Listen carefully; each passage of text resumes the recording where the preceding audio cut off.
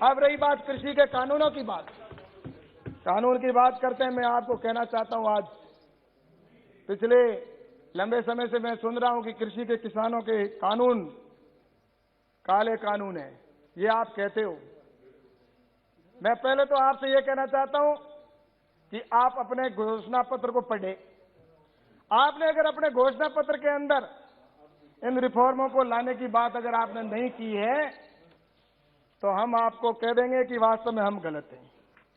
वरना सिर्फ मुझे ऐसा लगता है कि मैं पिछले लगातार इस समय जिस समय से किसानों के नाम पर राजनीति हो रही है, तब से मैं देख रहा हूं कि किस तरह से किसानों को भड़काया जा रहा है। ये किसानों के जो महत्वपूर्ण कानून बने, मैं भी किसान हूं, किसान का बेटा हूं, और बचपन से मैं खुद खेती करता हूं, और मैंने खुद मंडी में जाकर मेरे अनाज को बेचा है। और मैं जब छोटा था तब से मैं मेरे वहां पर चाचा जी के साथ में जाता था मंडी में, और मैं देखता था कि मंडी के अंदर जो आड़तीए हैं वो बोली लगाते थे। एक पैसा बढ़ता था तो मेरे चेहरे पर और मेरे चाचा जी के चेहरे पर खुशी आती थी कि एक एक कैसे पैसा बढ़ रहा है।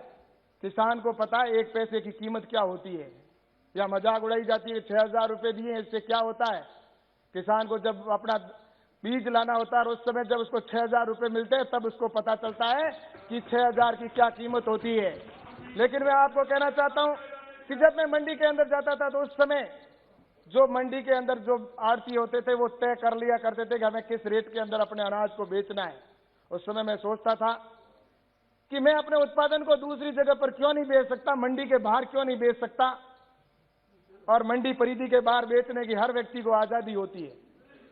आज मैं कहना चाहता हूं, मेरे पास में ये पेन है, पेन बनाने वाली कंपनी कहीं पर भी अपने पेन को बेच सकती है, चाहे वो देश के अंदर बेचे चाहे विदेश के अंदर बेचे।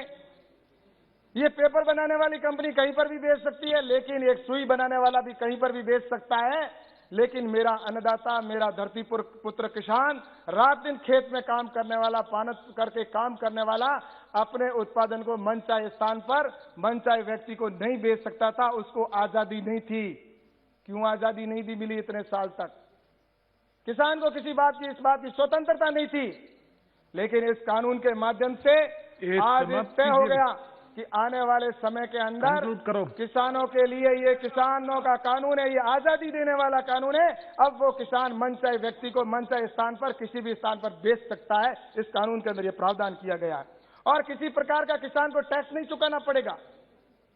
मंडी परिधि के अंदर और मंडी परिधि के बाहर वो कोई सी प्रकार का टैक्स है। अगर मंडी परिधि के अंदर वो राज्य का अधिकार है, लेकिन मंडी परिधि के बाहर अगर कोई भी वो ट्रेड करेगा तो उसको किसी प्रकार का टैक्स नहीं चुकाना पड़ेगा। ये इसके अंदर प्रावधान किया गया है।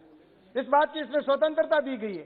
कॉन्ट्रैक्ट फार्मिंग के अंदर मैं बताना चाहूंगा कि कॉन्ट्रैक्ट फार्मिंग के अंदर किसान अपनी फसल को बोने से पहले अपनी रेट तय कर पाएगा कि किस रेट के अंदर मेरा उत्पादन बिकेगा।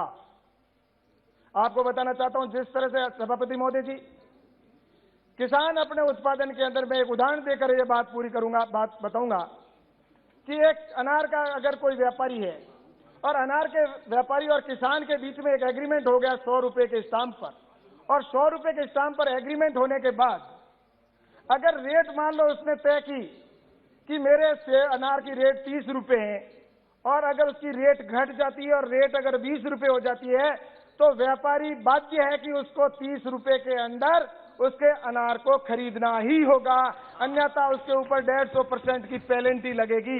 ये इस कानून के अंदर किया गया।